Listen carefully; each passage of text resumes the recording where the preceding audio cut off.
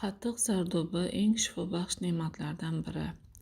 Zardo'b tarkibida a'zolar faoliyatiga ijobiy ta'sir ko'rsatuvchi 200 dan ortiq biologik faol moddalar mavjud.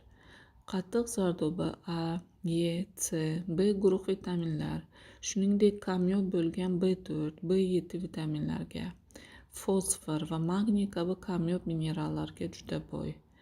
1 litr zardo'b katta yoshdagi odamning kalsiyga bo'lgan bir kunlik ehtiyojini, kaliyga bo'lgan ehtiyojining 40%ni ta'minlaydi. Zardobdagi aminokislotalar oqsillar almashinuvi va qon hosil bo'lishida ishtirok etadi. Zardob tarkibidagi xolin moddasi aqliy qobiliyatni oshirib, xotirani mustahkamlaydi. Zardob organizmda ortiqcha xolesterin, qand va zaharli moddalarni chiqarishga yordam beradi. Aterosklerozning oldini oladi. Qon bosimi ko'tarilganda, yurakning ishemik kasalligida, bosh miyada qon aylanishi buzilganda tavsiya etiladi. Bosh og'rig'ining oldini olish uchun kuniga 1 stakan zardob ichish lozim. Zardob jigar va buyrak faoliyatini yaxshilaydi. Buyrak usti bezlariga ijobiy ta'sir ko'rsatadi.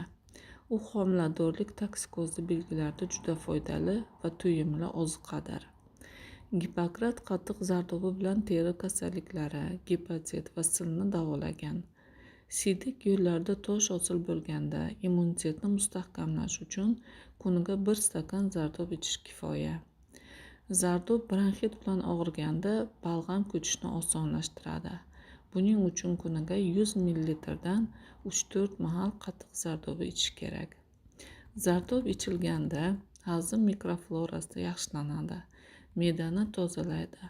Oshqozon yarasi, ich qotish, pankreatit, enterokolit, disbakterioz, qorinning damlashi xastaliklarda juda foydali.